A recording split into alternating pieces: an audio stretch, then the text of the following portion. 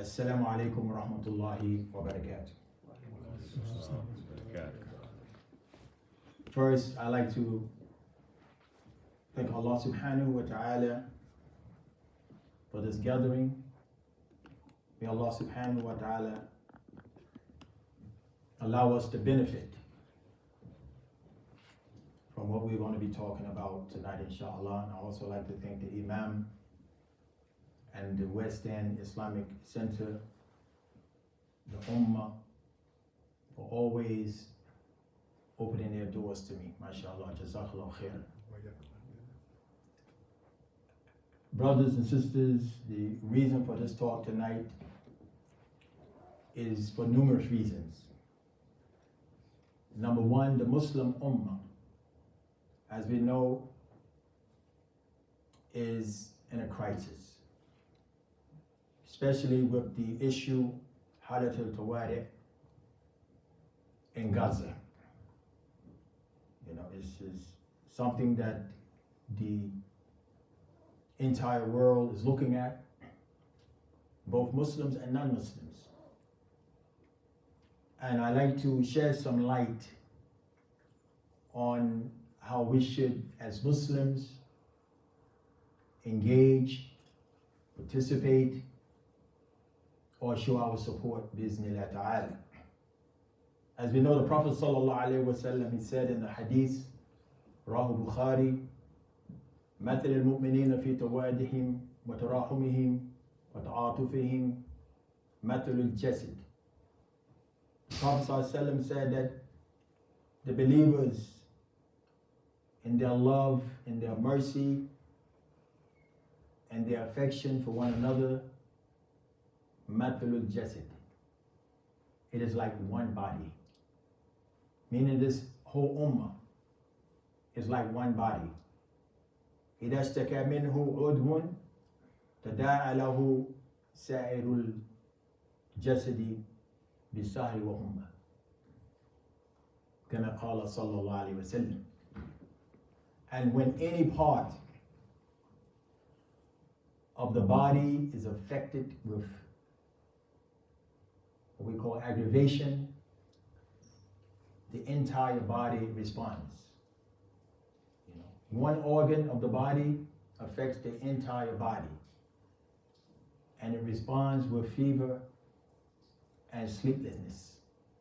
You know, this is an example the Prophet ﷺ giving about how we are to be connected in our love, our mercy, and our affection for one another.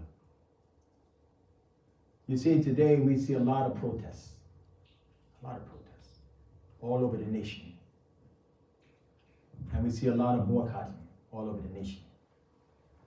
But for some reason, we do not find the indigenous, quote unquote, African American, Black American Muslims showing enough empathy and support for that cause. By voicing, by boycotting, not buying the products, okay? As we all watch the onslaughts of the murderous campaign of genocide being carried out by the Zionists against helpless, unarmed civilians in Palestine. We see this all over the network today. And as people of the African diaspora, I'm speaking of those who have come here by way of the transatlantic slave trade, and we are descendants, many of us are descendants of that horrific episode. And we know what oppression is. We know what apartheid is. And for sure, we know what genocide is. And historically, our revolutionary personalities, they have come to the front line to identify themselves with the oppressed, be they black, be they brown, or be they yellow or red. And alhamdulillah, Allah subhanahu wa ta'ala has allowed Islam to reach us again. After knowing that anywhere from 30 to 40% of those who came by the way of the slave cargo were from Muslim countries. and that was taken away from us. Okay. But unfortunately, that experience that we'd had have made us insensitive, okay, to people who don't look like us and people who have not went through our experience. So we become insensitive, nonchalant. But again, Islam has reached us and made us one brotherhood. You know, when I look at that slide, subhanAllah, that's 1971, United Nations Plaza in New York City. That takes me back to a moment in my life when I was 15 years old. And I am in that photo as a youngster, because my father always went to the front line, and you see the little arrow over the person says, Jaaber, yarhamullah, that's my father. And he would always come to the front line for those who were oppressed, downtrodden, and rejected. And he used to take us, despite the dangers, to these rallies, to these protests, okay, to show support. And that protest itself is for the Palestinian issue. It's been going on for a long time. And the chants, Palestine, Palestine, for the Palestinian people, was resonated and echoed then, and it's still being resonated and echoed today. You see, alhamdulillah, Allah subhanahu wa ta'ala blessed me. I don't know if it's a curse or a challenge to be born on the Shahada. Ashhadu an la ilaha illallah wa ashhadu anna Muhammadan Rasulullah. So I had to grow up in a different world. You know, most people think or take it for granted that everyone, okay, who are indigenous, who came by way of the African diaspora, a person of color, we had the same experience. Many of us had different experiences. I'm sure many of you had different experiences and different paths, okay? But I grew up in Jim Crow South, you know? And for those who my age can remember that this world at that time, or that world at that time, was in black and white. Okay, there was three types of people in America: blacks, whites, and others. Okay? And those who they acknowledged as to be white, if they dissented, they became the other. So that's the type of world that I grew up in. And you see those people there that's in that photo. They are from our community in Elizabeth in 1971. That's the oldest Islamic indigenous organization in America that was established in 1936 by the late Sheikh Muhammad Azzeddin, yarhamullah. And the social justice movement has always been championed by indigenous people of color. And I think there's a generation gap that a lot of our youth don't know our history, they don't know our struggles, they don't know our sacrifices, and they miss that part, you see? And we know that the Prophet ﷺ, he said, "Al-Muslimu akhu Muslim," that the Muslim is a brother of a Muslim. وَلَا يَزْلِمُهُ وَلَا يُسْلِمُهُ. We do not oppress one another, neither do we give one up.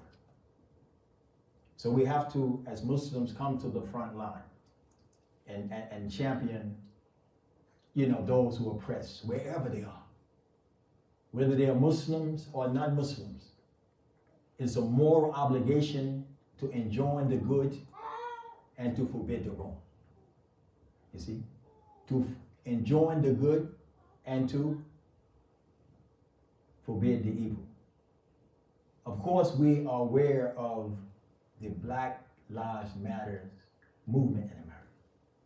A few years back, it had reached the apex because of the unlawful, brutal murder of George Floyd.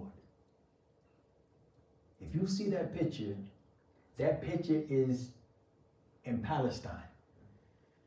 Okay? That picture is painted on the wall that divides the West Bank from Israel. That his death coincided with many of the unjust murders that was and still going on in Palestine. To the point that they created a parallel between the social injustice in America and the political injustice that's going on in Palestine. So to go on record to let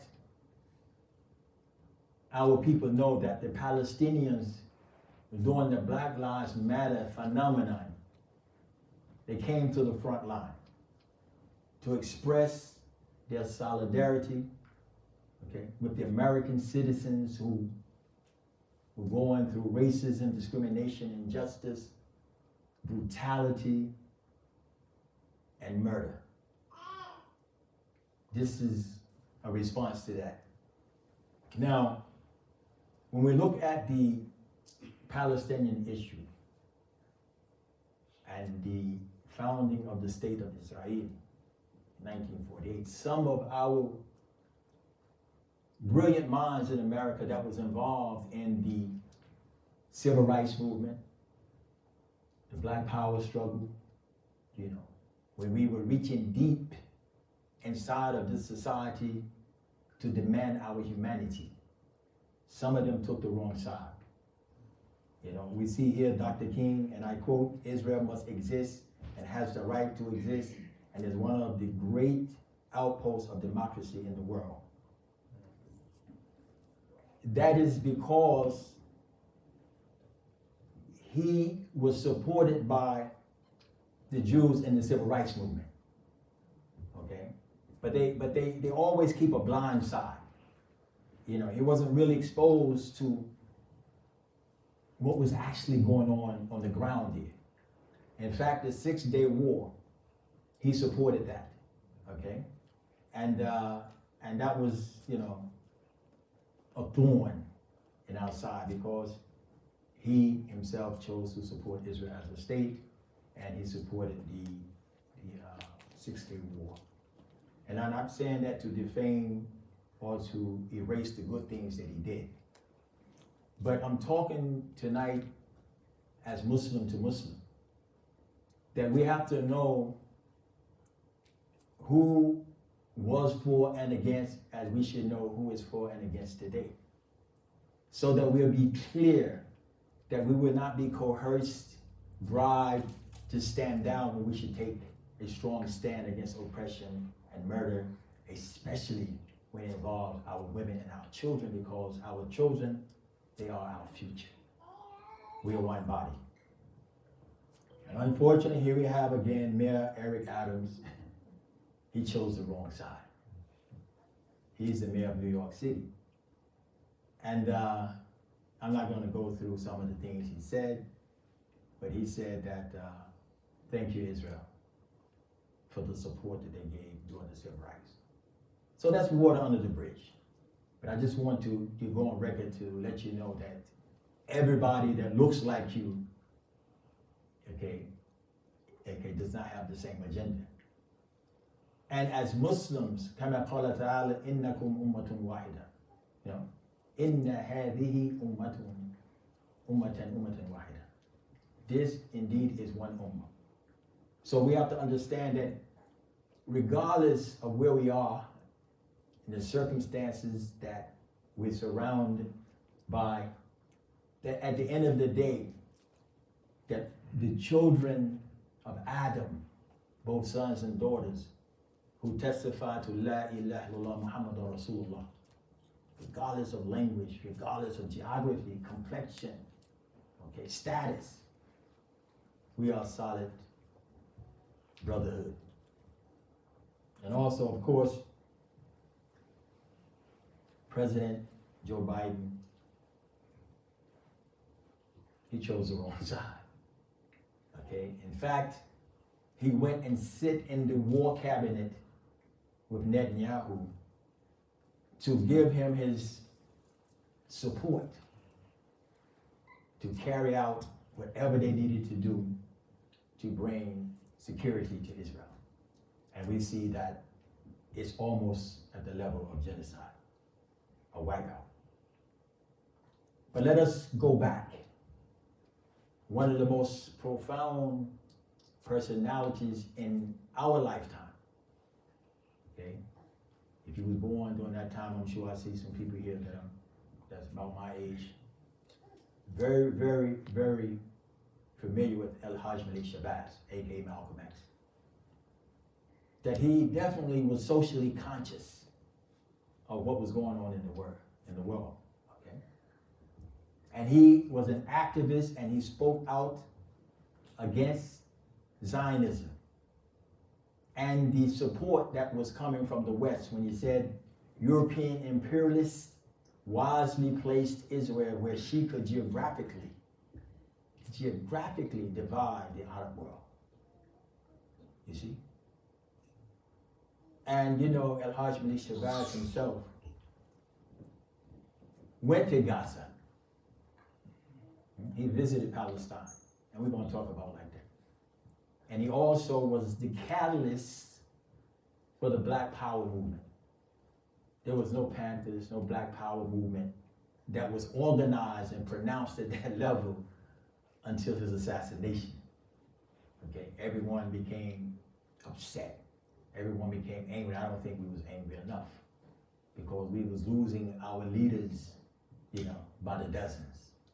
And only a few is recorded in history. And also, he said the Zionist argument to justify Israel's present occupation of Outer Palestine has no intelligent or legal basis in history. He was well read. He understood that. But do we understand that? And he did an article called Zionist Logic. And you can Google this, I'm not going to go through it. Time will not permit it, but he talked about the Zionist armies that now occupy Palestine claim their ancient Jewish prophets predicted that in the last days of the world, their own God would raise them up, a Messiah who would lead them to their promised land, and they would set up their own divine government in this land. He was aware that they have an agenda that they're not sharing with the world. But he came out front and he voiced, what he knew to be true about that.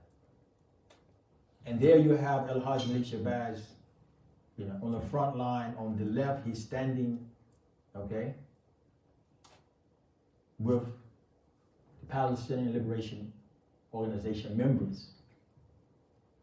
And on the right, he's standing with one of the judges of Palestine in Gaza. And he visited the refugee camps.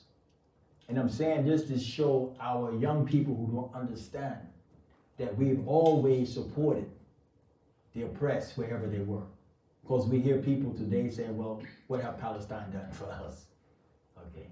And unfortunately, we hear Muslims say that. And we want to talk about that a little bit later. James Baldwin. He was an author. He was an activist. And he is known for what book he wrote? I'm not your what? Negro. Okay, and he said, and if I had fled to Israel, this is a very, very dynamic quote. If I had fled to Israel, a state created for the purpose of protecting Western interests, I would have been in a yet tighter bind. On which side of Jerusalem would I have decided to live? Meaning that would he have chosen to live with a Palestinian? Escaping racism and oppression here, if he would have went to Israel, okay, he said he would have been in a tighter bind. Because the same apartheid principles and practices that was going on in America and South Africa was also prevalent in Israel. And in his book, I Am Not a Negro, he said, history is not the past, it is the present. We can carry our own history with us. We are our history. And if we pretend otherwise, we are literally criminals. I attest to this. The world is not white. It never was white, cannot be white. White is a metaphor of power, and that is simply a way of describing Chase Manhattan Bank. Okay, money, power, white power. What white people have to do is to try and find out in their hearts why it is necessary to have and I can say this, nigger, the N-word. This is what he said. And that was something that they used to describe a condition in the first place. Why should they have one? Because I'm not a N. Okay? I'm a man. But if you think I am an N, it means you need it. So he was actually, in his artistry, displaying the sickness of the people in the society. Reverend Jesse Jackson. Okay? And he said we understand the cycle of terror, the cycle of pain. He himself organized, okay, an entourage, a delegation to go to the Middle East. And you can see him on the left, he's embracing who? Yasser Arafat, who was the assigned leader, representative for the Palestinian Liberation Organization. And it just shows you a level of consciousness that was in our culture, in our society, in the 70s and 80s. Also, the skies belong to us. The Black Panther Party, okay, in the 70s, they went to Africa. The Algiers served as a refugee or a refuge for those who was in dissent to them or in opposition or revolting the injustice in America. They had to go to the Algiers into North Africa. And many of them are still there today. And the statement, the skies belong to us, okay, it was a book written because they went as far as to demand that the pilot would deliver them to Algiers, okay? So you can call it hijacking, but they call it hijra, getting out of here, okay? And some of them are still there today. Okay, Kwame, Stokely Carmichael, Snick. And these was young people. They were college, university guys. But they came to the front line, with a level of organized militancy because the climate at that time demanded people to stand up. And you see him there with Yasser Arafat. We're not going to get this in our history books. We're looking at the Middle East, which they created, which is no more than the peninsula of Africa if you study the geography and the original people that were there.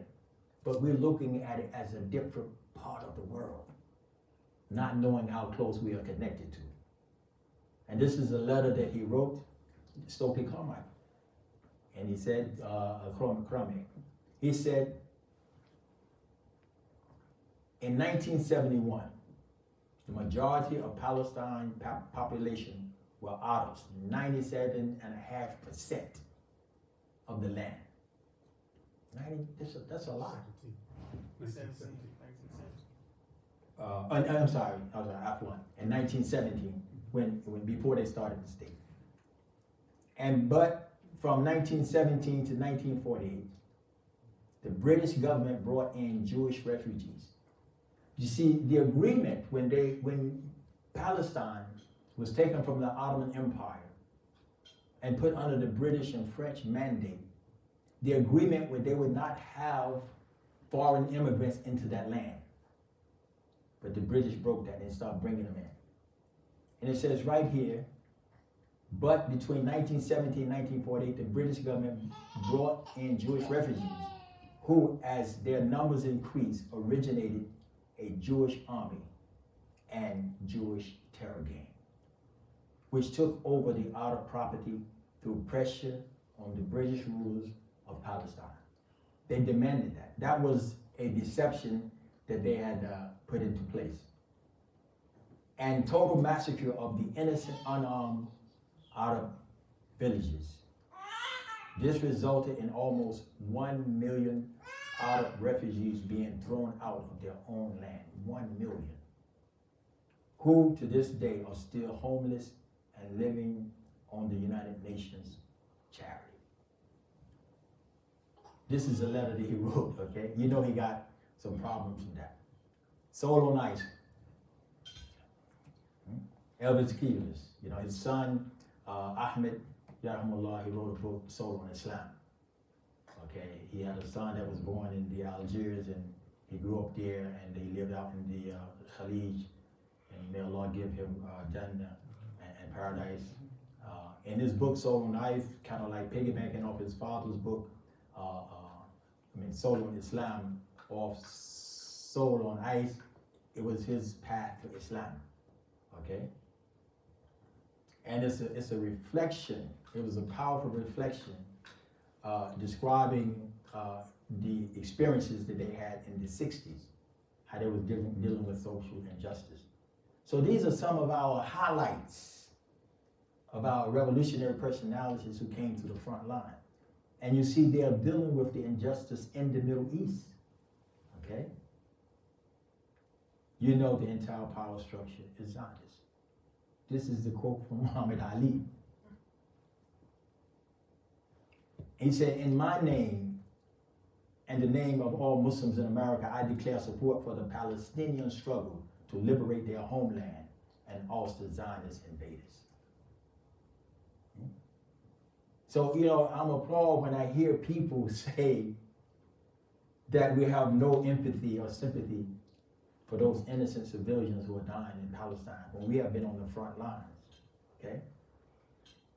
And also he said, you know the entire power structure is Zionist. They control America, they control the world. They are really against the Islamic religion. So whenever a Muslim does something wrong, they blame the religion.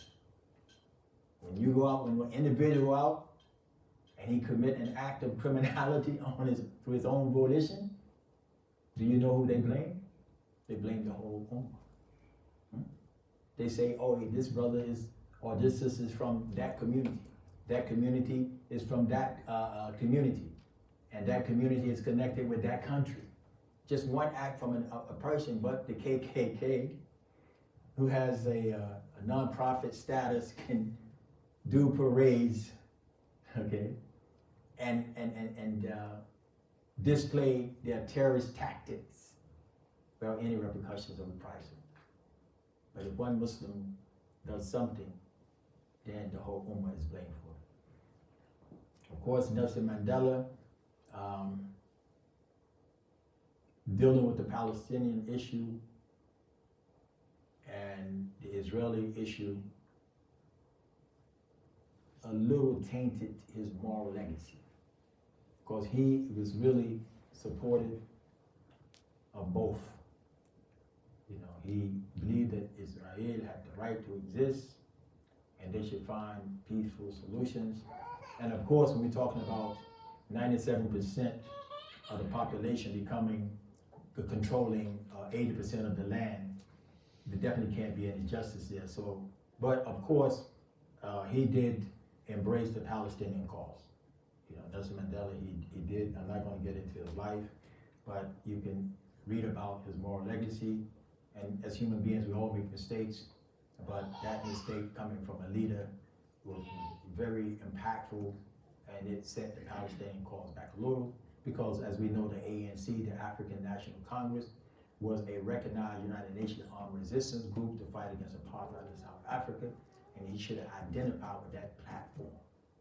But unfortunately, through compromise and issues, you know, he made decisions that set the Palestinian cause back.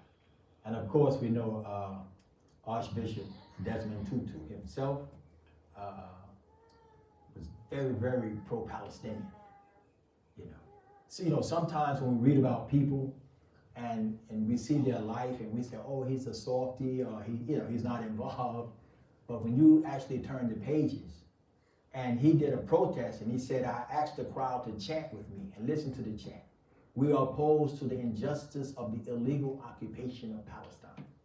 We are opposed to the indiscriminate killing in Gaza. And we are opposed to the indignity melted out to Palestinians at checkpoints and roadblocks. We are opposed to the violence perpetrated by all parties, but we are not opposed to Jews. He was against Zionism, but he wasn't against the Jews. It's a total different experience. And how do we process that?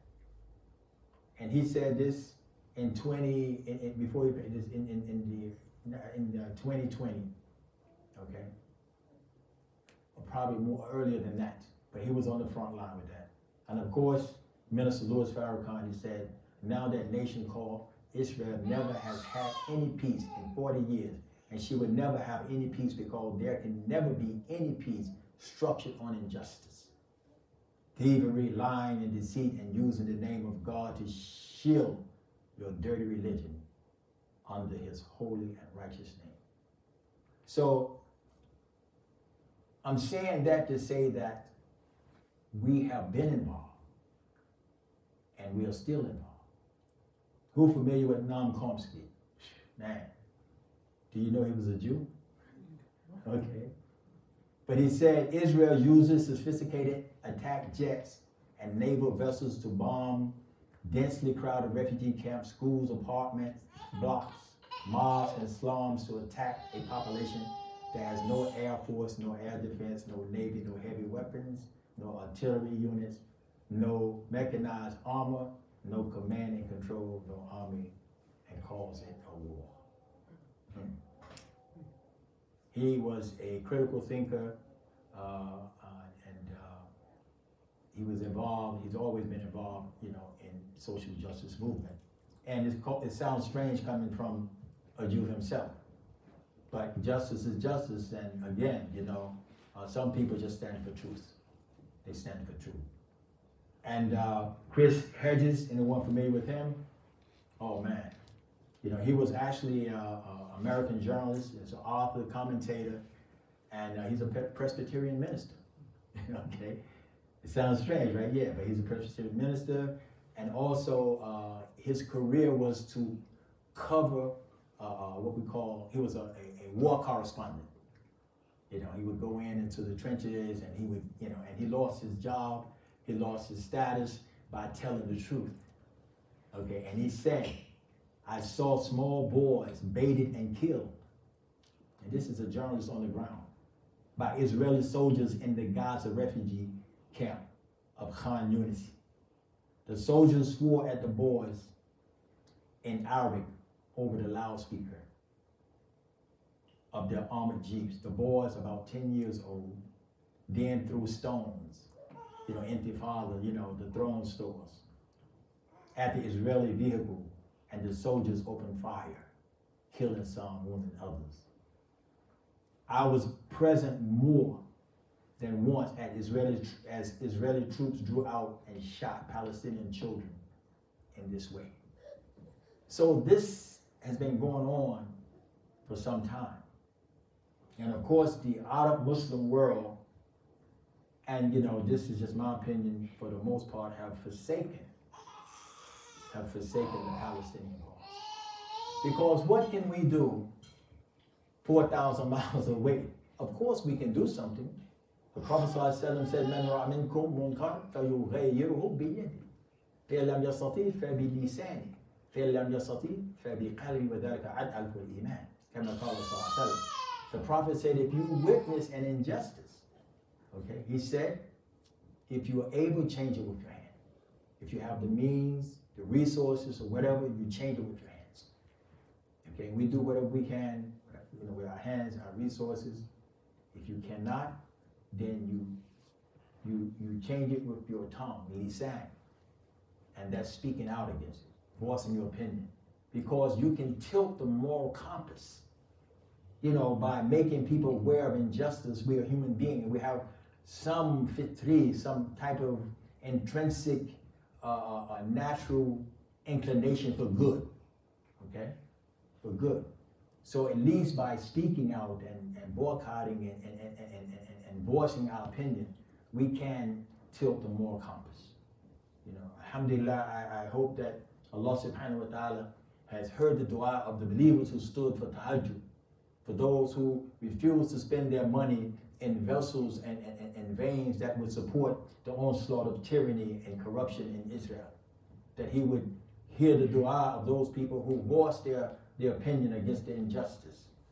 And we have, alhamdulillah, we had for some time a breath of fresh air, but now everything is starting back up. So we have to continue to ask Allah subhanahu wa ta'ala to protect and safeguard those who are in the Gaza. Ameen. And we know that, you know, this is, you know, the Nakba. You know, the Nakba is an Arabic word, means the catastrophe. 1948, when they exposed 70,000 Palestinians from their residence. Okay, just moved them out, you know. And if you didn't go, you had repercussions, you could be killed or whatever. And what has happened is that through colonialism, okay, and the loss of the Ottoman Empire, we know that as Muslims, we have our own problems. This is not what we're not here to beat each other over the head. We know our own shortcomings. You know, we have shortcomings in our own houses where we close our doors. Some of our affairs are terrible. So we're not here to talk about our faults. We will deal with that. But we are here to look at what's coming at us from outside.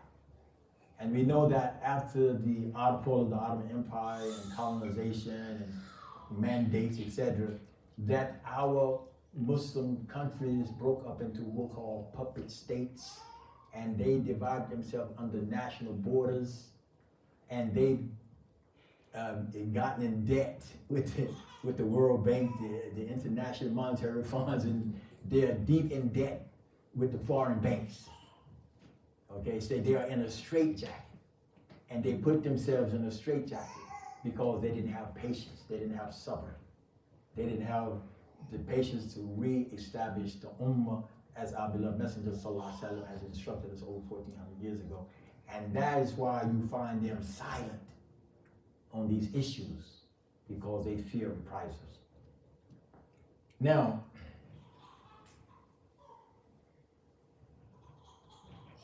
like Al-Hajj Malik Jaaber said that, you know, the strategy of the Zionists was to divide the Arab world, okay?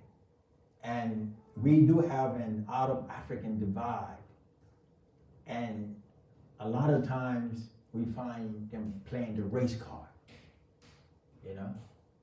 If it don't fit, you what? You must quit, right? So, and they know we are very sensitive to racial issues, you know. I've been to Palestine, I've been to Jerusalem. I lost my life out there. The people are so harsh, the Israeli security forces are so harsh and disrespectful, you know. And it's like Jim Crow to the 10th power, you know, like you are incarcerated, you have committed a crime. You see, and I went through the gates of Masjid al-Aqsa. When I went through the gates, it was the Israeli security forces guarding the gates. You know, many times they would say, "Oh, you're a Muslim?" Yes, and it's Iqra Surah Al-Fatiha. And they speak Arabic better than we do. And they guard the gates of the sanctuary, the third holiest site. Subhanallah. Now, the Arab, African, whatever that is, divide was a strategy of the colonialists to stop the spread of Islam. Okay? To stop the spread of Islam. As opposed to them properly categorizing it as Islamization, you know, the spread of Islam. As we went to the east, all the way to Persia and to the Balkans and so forth. Also, the companions of the Prophet ﷺ, they went into the west, Amr bin As, over into Masr. The Najashi received the Muhajirun, the first ones, in Ethiopia. And they continued to flow into these areas, the Nuba, the Dongala, the Sudan, the Ja'alani, Juhayna, the Shua. All of these, they began to go, because of course, if you was living in a hot desert, have you been to Saudi Arabia, Mecca? Raise your hand. Just give a show of hands. You know how hot it is out there. In the nighttime, okay? So imagine you go to El Habasha, Ethiopia, or Sudan, or Most Egypt, and you see the Nile. And you've got these different seasons. What you gonna do? It's just like someone offer you a 8 figures. You pack yourself and you go. So there was a mass migration, okay? So because if you look at the language of our beloved Messenger and the companions, the word Africa does not appear in our vocabulary. They said Masr, El Habasha, El Maghrib. It was regional, okay? Shams, Damascus, we say Shams. This is how they dealt with it.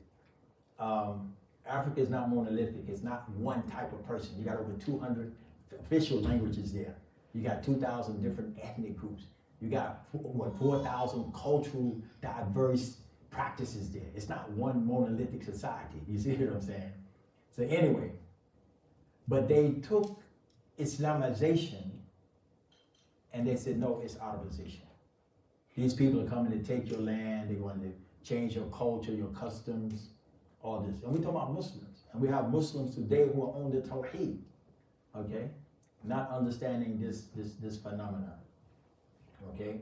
You see, as people of the diaspora, we are the #1 victims of white supremacy. When you're talking about other conquests, the Romans, the Persians, the Greeks, it was not racialized. It was more nationalized. But we were direct victims of white supremacy. Meaning that if you had one discernible amount of African blood in your ancestry, you could be lily white with blue eyes. They would not consider you one of them. This is a direct. It's just a whole new identification and classification. Now, let's get to the crux. Okay. How many of you are familiar with a brother by the name of Omar Johnson? Omar Johnson. He's Pan-Africanist, Black nationalist. What do you call for his people? I don't know. I mean, we have لَقَدْ خَلَقْنَاكُم مِّن ذَكَرٍ وَأُنثَىٰ. Allah says He created us from male and female.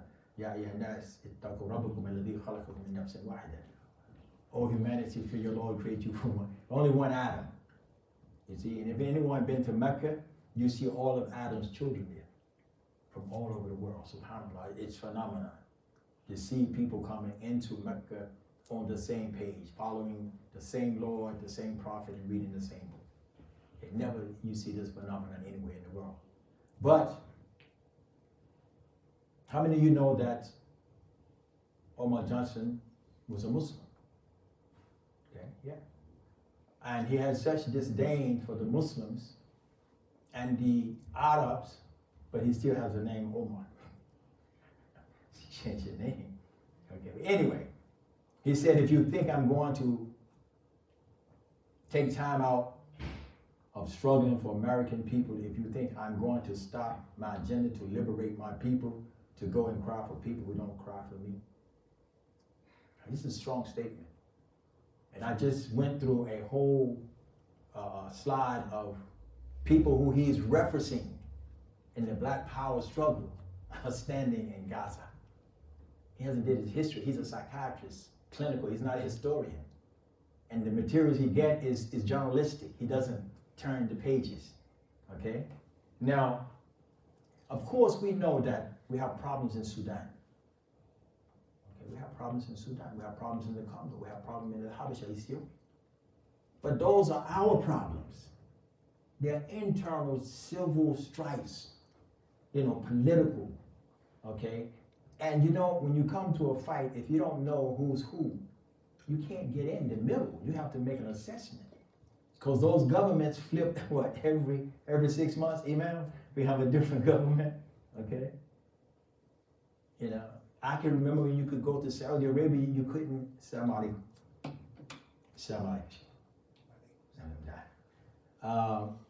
You couldn't have a cell phone. You couldn't have a camera. If they would chase you down in the haram with a camera like you had a weapon on you. Now, when you make the tawaf, what you see? They're FaceTiming people in America. Shuf, ana fil haram. Jamil, Jamil, Jinn. When they come back, they say, oh man, do you see the clock tower? I'll ask. Okay? And I'm saying that to say that we have our own problems. Just suspended the hijab in Saudi, it's not mandatory. Okay, we was ordered to turn off the music boxes. This is, and now they got concerts in Riyadh. So we have a lot of problems ourselves, but we have to deal with them. But that's not the issue. Now, did he know that Khalid al-Nasser has said, and it's in the Time magazine, the Jews left black and they returned white? Meaning that those who went out and those who came back is two different people. Okay? And he went on television, this is the 1950s. Okay? And he said, you have left black and returned white, and you are impostors and shall never see peace. And he was speaking to the European Jews.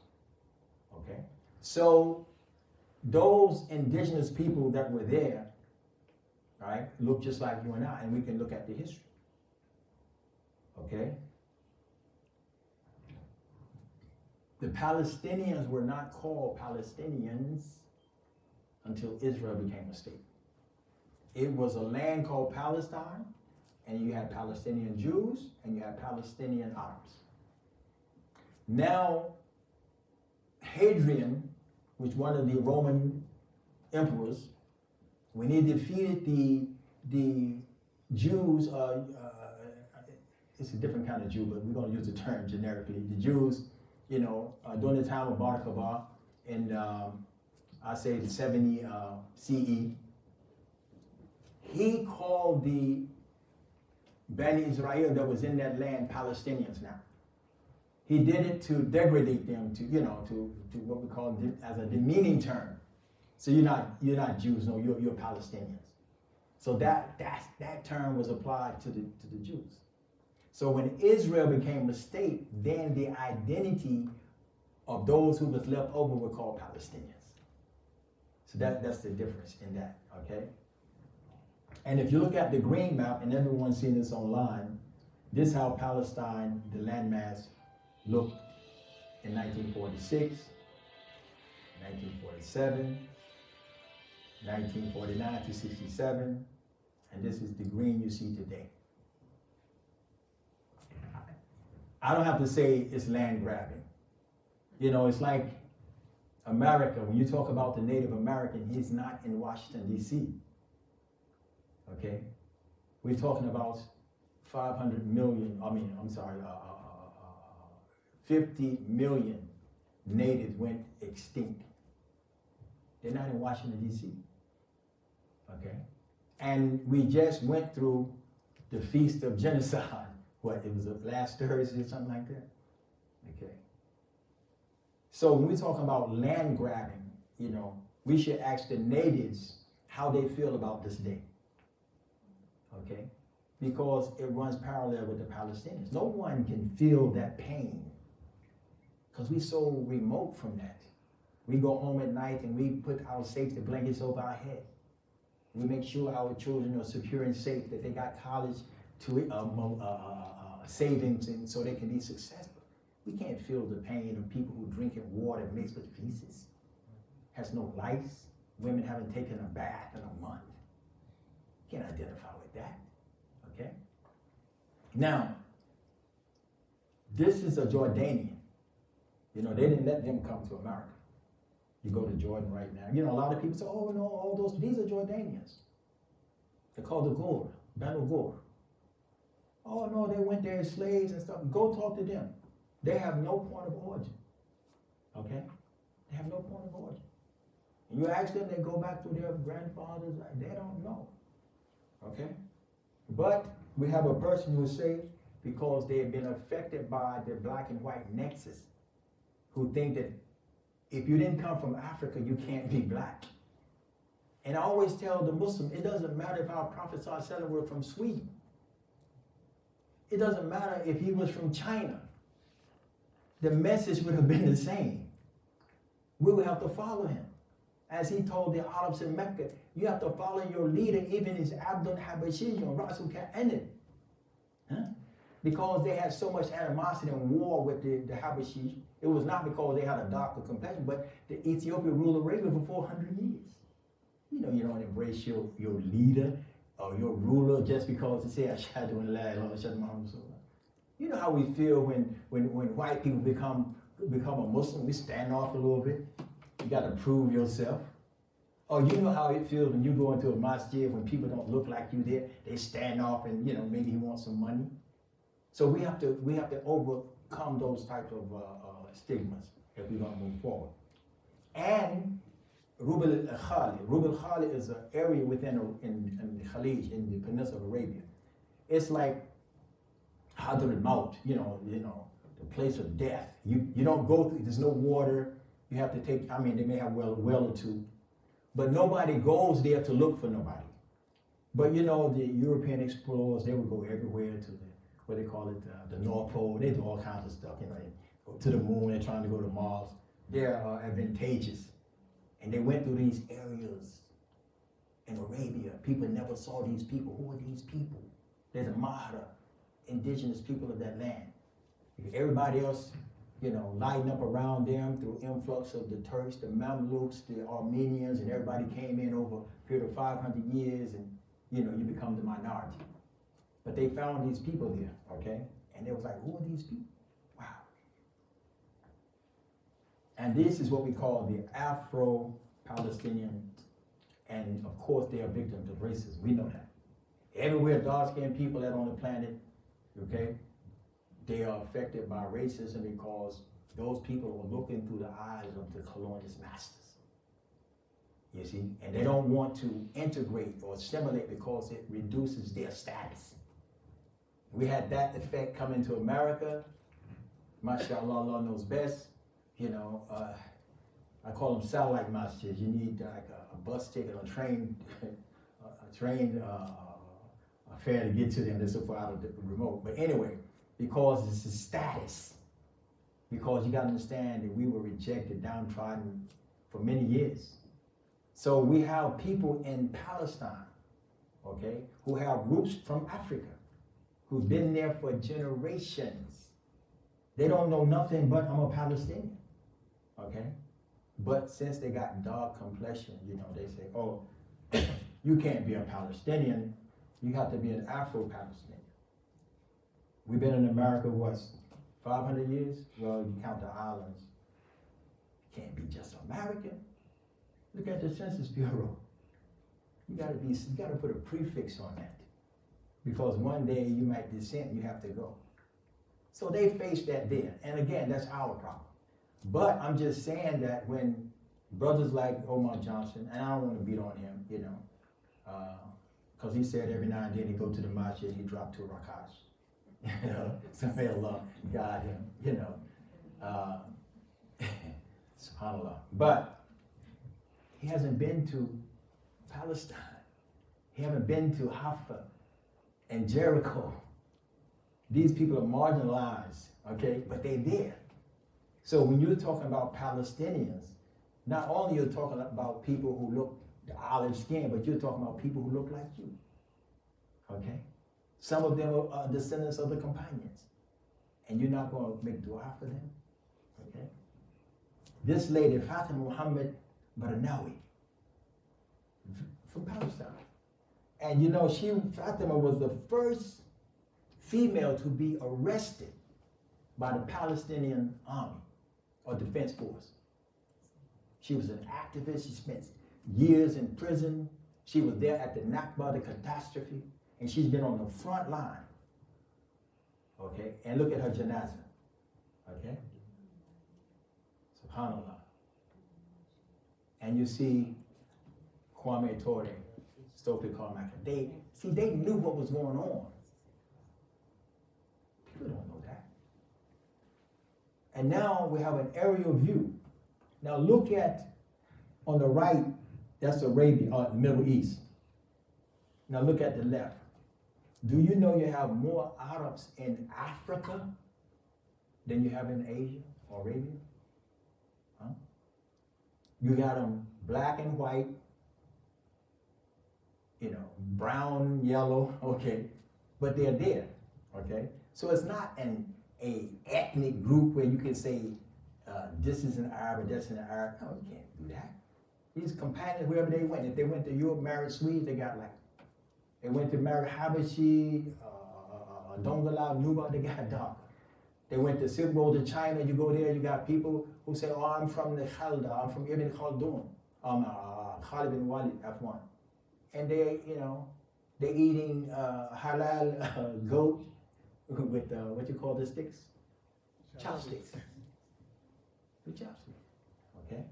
And this is the person on the top. He is the Mufti of Nigeria. Ibrahim Saleh al-Hussein, okay? He's Shubak, okay? We have of Kuwait, Kalbani Omani, Sheikh Abdul Rahman al-Mahdi from Sudan, and then you got the Bagara. And I'm saying this to say that a lot of times we don't know our brothers and sisters that they stretched out the world. So we discriminate based on a photo op. This is the people, oh, this is the prince. Everybody in the outer world look like Prince of Saudi. No, this is not the case. And it's not a black and white thing as Muslims. But we have people going online listening to people like that. And they're taking strong positions against genocide, not having empathy and sympathy for those people. And then we have the Rashida. The Rashida, Banu Abs. What's the great port, the outer port? Antar. He wrote his poetry about Obla. Obla was a woman he wanted to marry, and he had a low status because his mother was Habashia, and his father was from Banu Abs. Okay? It was a subsidiary to the Quraysh. But this is Rosheda. This is the tribe that's in Saudi and all in Libya and Tunis, everything. One thing about the Africans and the Arabs, if you ask them their tribal origin, they'll tell you. You go to Nigeria, he say, I'm Nigerian, but I'm Hausa, I'm Yoruba, okay? I'm this and that. You go to Chad, he said, oh, I'm Bagara, okay? I'm Zanata. They know who they are, but unfortunately, we've been cut from our roots. We haven't been cut from our roots. That's the Rashid. I was in Medina, and I met some brothers, and they was, oh, where you from? I'm from Sudan. I'm in Sudan. I said, I Bani, because I always asked them their tribal origin. They said, Khalda, Banu Khalda. And I never heard Banu Khalda before. I said, who's Banu Khalda? They said, that's Khalid bin Walid. Okay? We are from his descendant. Oh, okay, Banu Khalda, okay.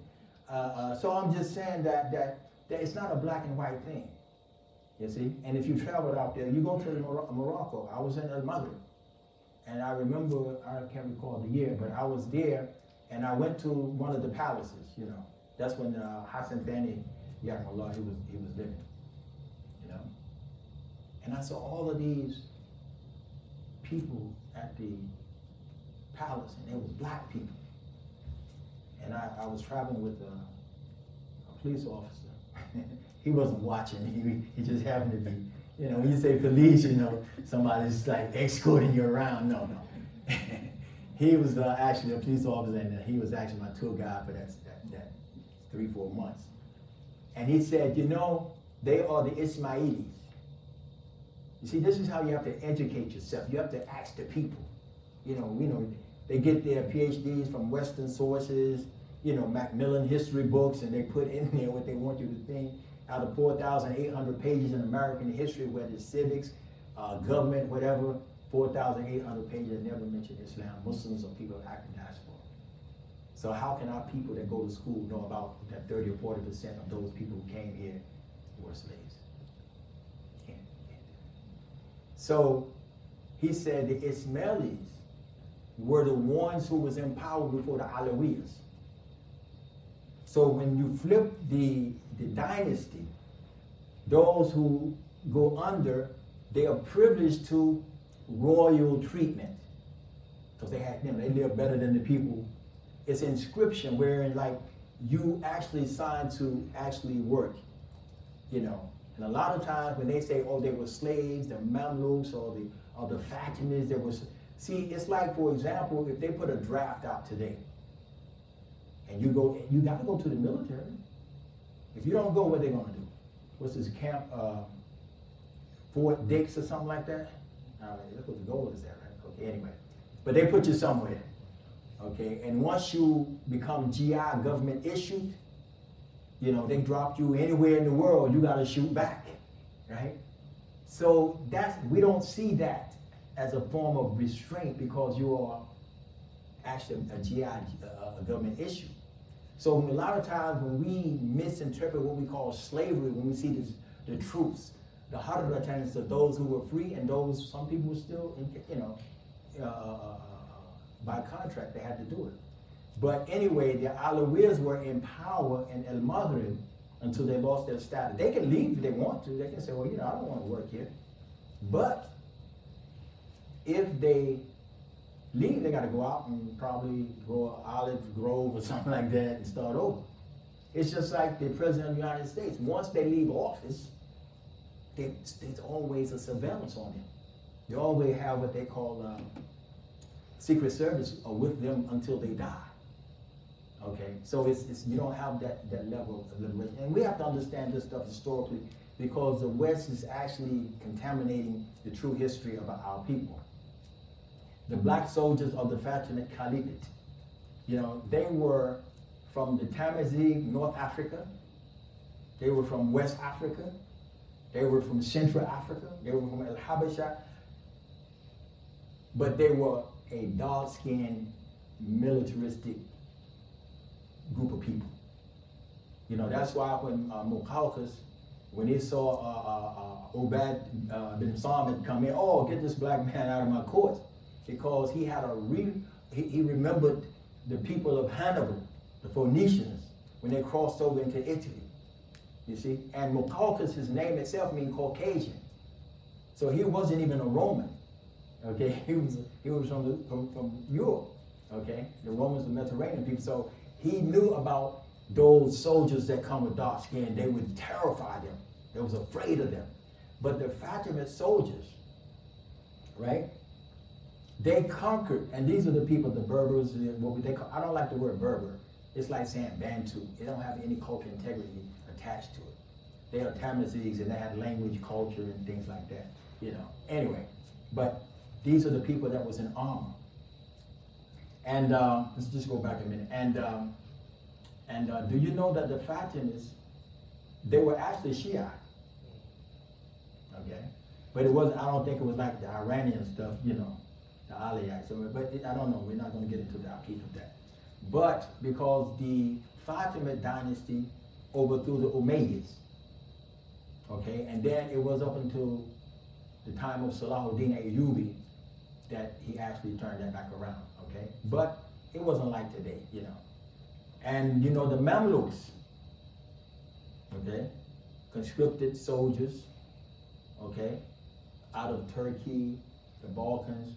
They were Europeans who rose to power, who conquered the Fatimids. Again, internal strife. So when you see that episode, you see the Mamluks with black people in shackles because they lost the war.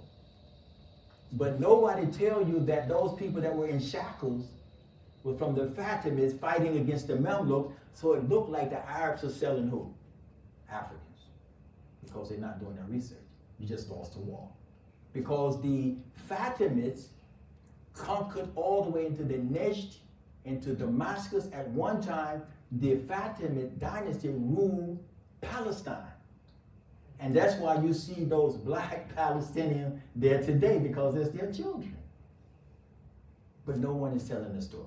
And of course, we see how the light-skinned Irish came in. You know, and that is the standard. So everyone else is, you know, suspect. So alhamdulillah, I just wanted to bring that to your attention.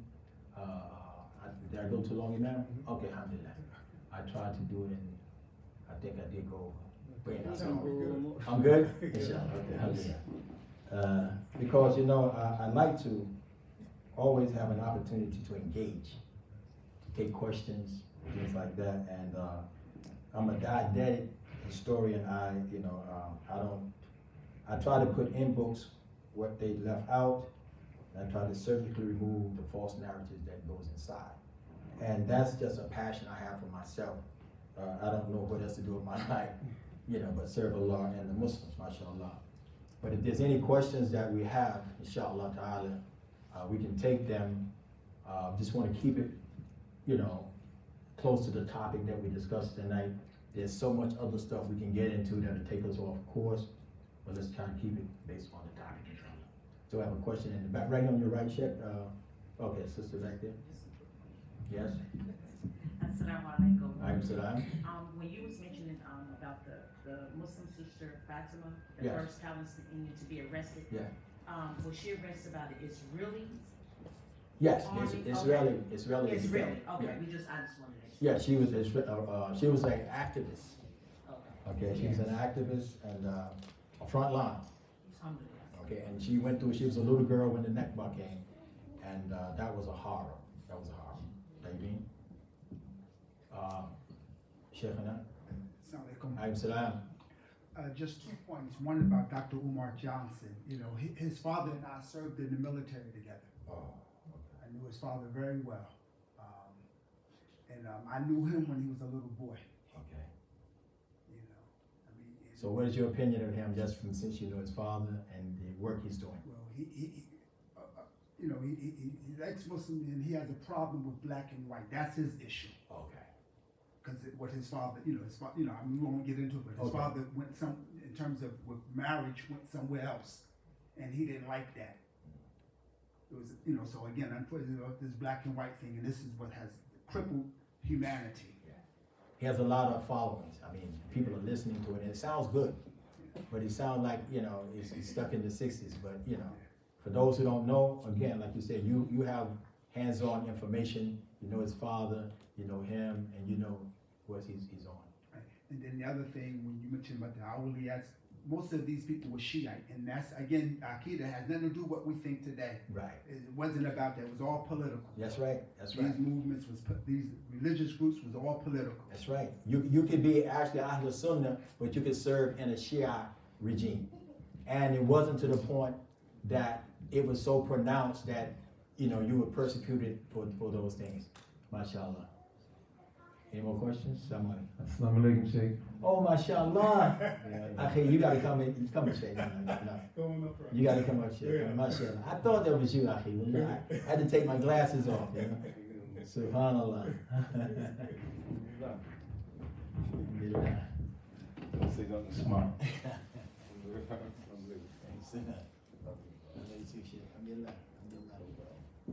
Man. Yes, me. Okay. Have a seat, Okay. Oh, no. Mashallah. Bismillah, alhamdulillah. Yeah, I know him.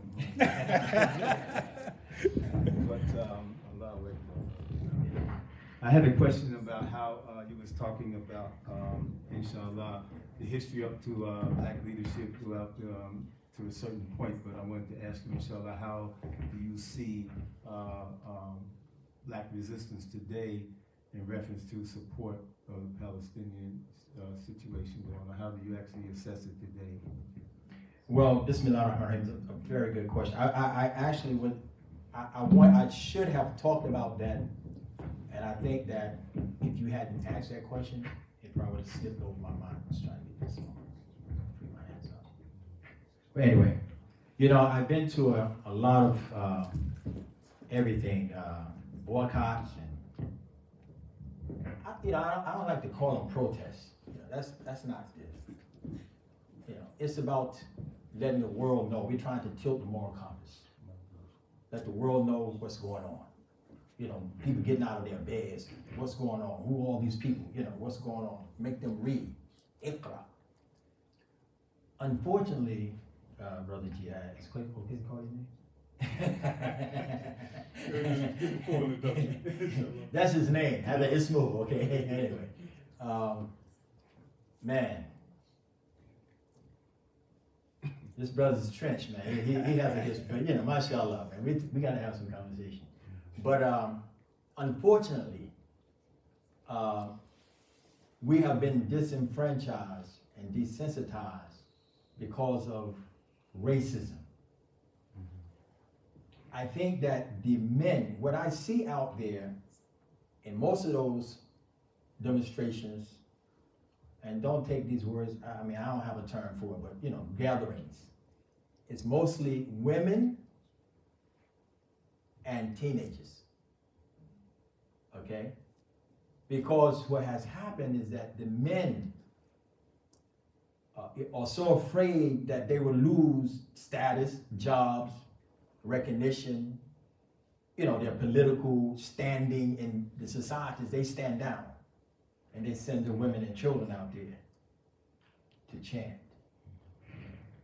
And I did a talk about a month ago about they made the mistake by not coming to those people who understand protest, who understand revolt, who have a resume how to change the minds and the political agendas.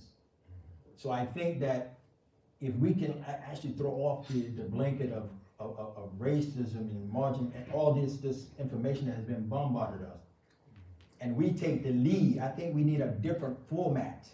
You know, I'm not saying that a person with flags and banners and scarves are not making a difference, but I'm saying we need a different format. You see what I'm saying? Because we are the ones that actually supposed to come to the front line. And the thing is, and it's unfortunate that a lot of our brothers and sisters, I love all my Muslim brothers and sisters, when they came to the shores of America, they was contaminated with colonialism. So as opposed to them lining up with the Muslims, joining the ranks and fit in where they get in, and working collectively to establish mega Islamic institutions and so forth, they separated. Because America is a separate society. Jummah is probably one of the most segregated days ethnically in America. You know what I'm saying?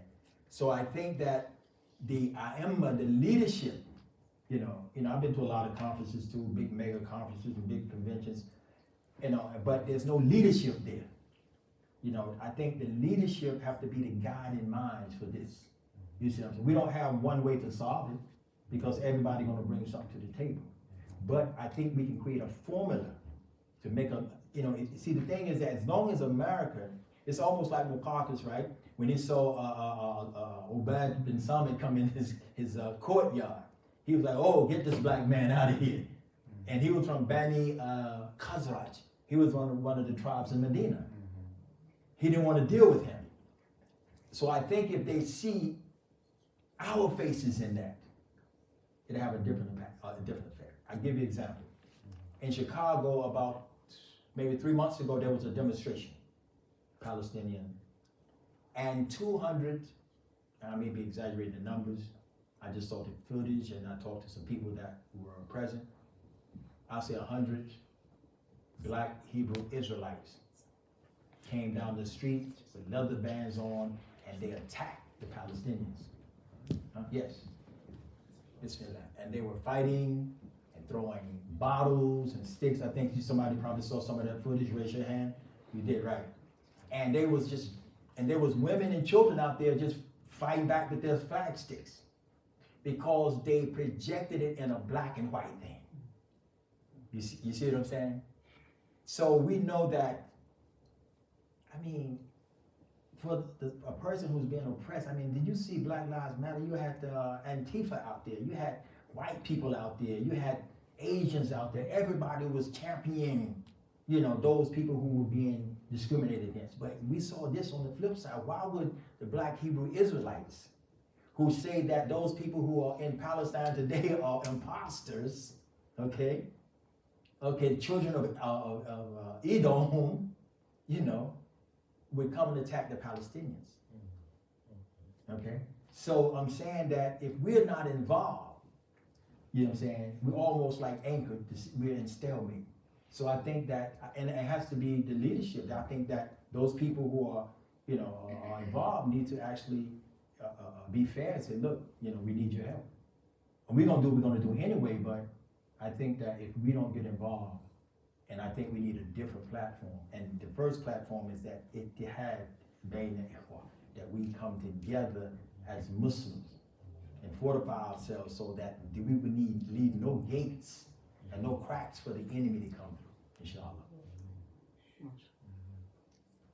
Does anybody have any more questions? Matthew, she has a question? Yeah. I was just saying it's ginger tea, so I'm just. Oh, ginger tea, okay, she warned me so I don't spit all over my computer. Listen to that. Assalamu alaikum.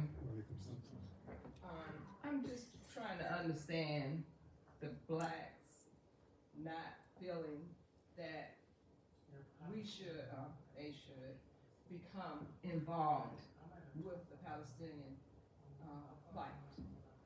When George Foreman came about, they saw the world come out in support of them. George Floyd. George Floyd. Floyd. Huh? Floyd. Yeah. He said Foreman. Oh, sorry, thank you. George Floyd, when George Floyd, was, the whole world came out in support of. So how is it that their mindset is saying, this has nothing to do with us, when they saw the world support blacks at that time? What's going on with that? Because information like, sister, we have a generational gap here,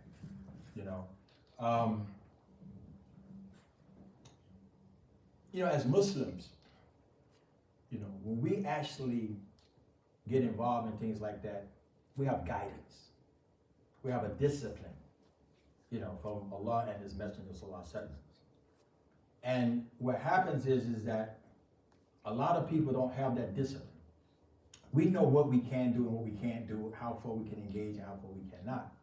But when people are playing the race card, that the Palestinians are white people, so we actually go back to Jim Crow structured psychology. That's not my problem. I will immediately start focusing on the Congo, Sudan, Ethiopia, and things like that. But nobody's actually went into those areas and really found out what's going on in there. I think it's really just insensitive based on racism itself. And it's very easy. I probably think that half of our conversation is about race relations. People, one person not being fair to another. So it's a very easy pitch to get people to pull back. And again, I mentioned in the beginning that colonialism, okay, when it came to Africa, it stopped the spread of Islam. And they changed the name from Islamization to Arabization. And if, as Napoleon said, that Africa stops at what? At Spain, at the Pyramids. And that if Islam would have prevailed in Spain, then Spain would have been a part of Africa. And if Islam would have continued to spread, in Africa, then Arabia would have been the peninsula of Africa, which it is because the Suez Canal was man-made, as opposed to being a part of Asia.